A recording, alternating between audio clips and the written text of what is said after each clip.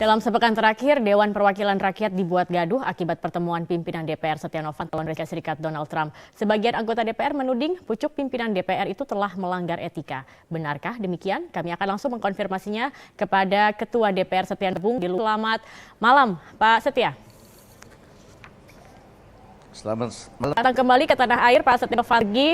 Banyak kegaduhan yang terjadi akibat pertemuan Anda dengan Donald Trump. Dan saya ingin mengklarifikasinya langsung dari Anda sendiri, seperti sebenarnya bagaimana akhirnya Anda bisa bertemu dengan Donald Trump ini? Ya, pertama-tama saya terima kasih kepada Metro dan terima kasih kepada Pak Zulkifli Hasan yang telah menyampaikan untuk bisa mengklarifikasi. Tapi yang jelas bahwa tugas saya tanggal 1 sampai tanggal 2 ini rapat interparlemen kepada 158 negara dari ketua-ketua parlemen Indonesia. Dan saya pidato, satunya di dalam pidato saya di dalam ulang tahun PBB yang 70 adalah kita harus mereformasi adanya PBB secara sistemik. Dan pada saat tanggal 2 setelah saya rapat, karena saya ada tanggal jam 3, tentu saya lihat ada waktu kosong. Karena Donald Trump mengundang saya secara mendadak dan menghubungin saya, tentu saya berpikir bahwa ini saya harus saat yang tepat untuk bisa menjelaskan. Sehingga saya mengajak teman-teman untuk bisa datang ke sana. Nah, saya waktu datang ke sana tentu diterima di gedung Donald Trump, dan di sana saya diterima jam 1 dan Donald Trump jauh dari negara lain untuk bisa bertemu dengan saya. Tentu saya sangat menghargai. Di dalam pertemuan itu saya 30 menit ya, dengan senda gurau.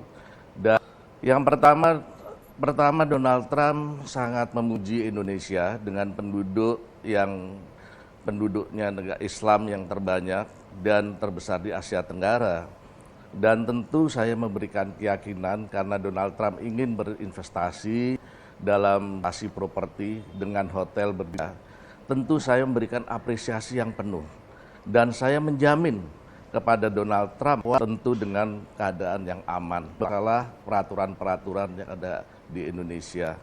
Inilah yang membuat saya apresiasi, itu sudah pamit, ingin pulang ke bawah.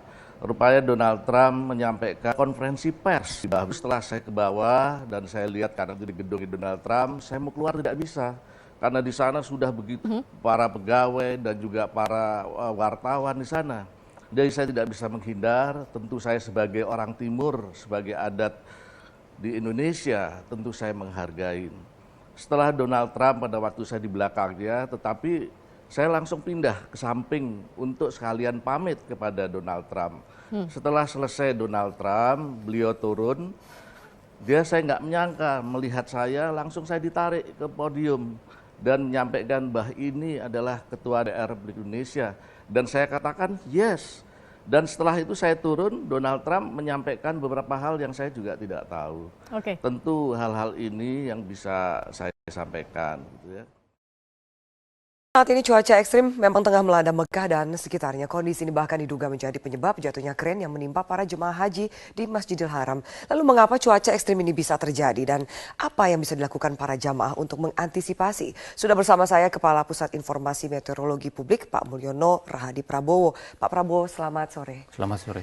Pak Prabowo, kalau kita lihat ini cuaca ekstrim yang terjadi bahkan diduga menjadi penyebab jatuhnya kren yang menimpa kawasan Masjidil Haram. Apa sesungguhnya penyebabnya? Kenapa kemudian bisa secara tiba-tiba, kita juga lihat dari tayangan angin begitu kencangnya, bahkan dikatakan ada hujan es yang terjadi. Kita bicara masalah cuaca itu lebih banyak dipengaruhi oleh pergerakan semu matahari. Meskipun saat ini matahari sedang berada di wilayah ekuator, tapi panas yang ditimbulkan ketika matahari ada di belahan bumi utara, Mekah itu ada di belahan bumi utara, kurang lebih 20 derajat lintang utara, itu masih terasa di sana, masih akan tersisa di sana. Sehingga dampaknya masih bisa terjadi di sana. dengan kondisi yang seperti ini, sebetulnya daerah-daerah lintang utara itu dalam tanda kutip seperti dalam kondisi transisi dari musim kemarau ke musim dingin. Nah, pada kondisi musim transisi seperti ini, kecenderungan untuk terjadi cuaca ekstrim yang sifatnya lokal itu sangat memungkinkan. Nah, kalau kita lihat, Pak Bro, ini ada peta Arab Saudi, bisa Anda jelaskan? Lalu di sini yang kami lingkari adalah Mekah. iya betul. Seperti apa sebenarnya siklus dari cuaca ekstrim ini akan terjadi? Apakah juga akan terjadi dalam beberapa hari atau beberapa pekan ke depan? Ya, kalau kita lihat ini Mekah ini ada di 20 derajat lintang utara, sehingga ini efek dari pemanasan di belahan bumi utara ini masih terasa di sebelah sana. Ini sedang dalam transisi dari musim panas ke arah musim dingin, sehingga ini semacam kondisi transisi. Pada kondisi transisi seperti ini akan sangat mungkin sekali terjadi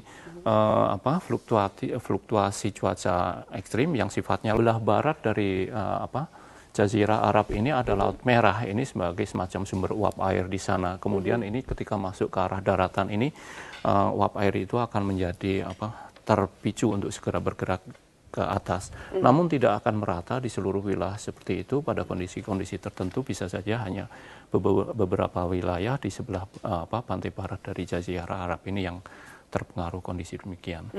Pak, apakah bisa dikatakan tahun ini merupakan salah satu tahun yang terparah di mana cuaca ekstrim menimpa kawasan ini? Atau sebelumnya sudah pernah terjadi? Kalau kita lihat rentetannya, sebetulnya beberapa waktu yang lalu juga sempat terjadi gelombang panas di sebelah utara India, Bangladesh dan sebagainya seperti itu, yang sempat memakan korban jiwa, diantaranya seperti itu. Ini juga masih akan terjadi semacam pergerakan perubahan cuaca dari pergerakan pada umumnya kondisi cuaca ini akan bergerak dari arah barat ke arah timur seperti ini.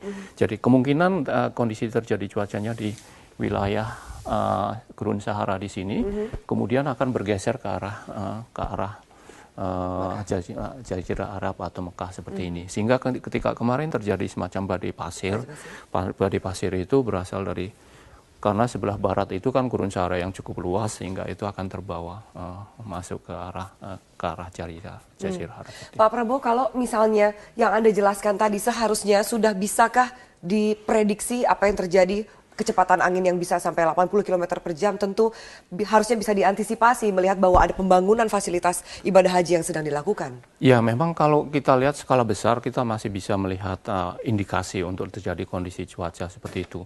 Hanya saja yang terjadi kemarin itu lebih sifatnya lokal, hanya terjadi di wilayah sini. Kalau kita lihat nanti kita lihat gambar citra tutupan awan dari satelitnya, itu akan terlihat bahwa di ada warna merah seperti itu. Iya, di daerah sini memang betul-betul terjadi muncul pertumbuhan awan yang sangat kuat.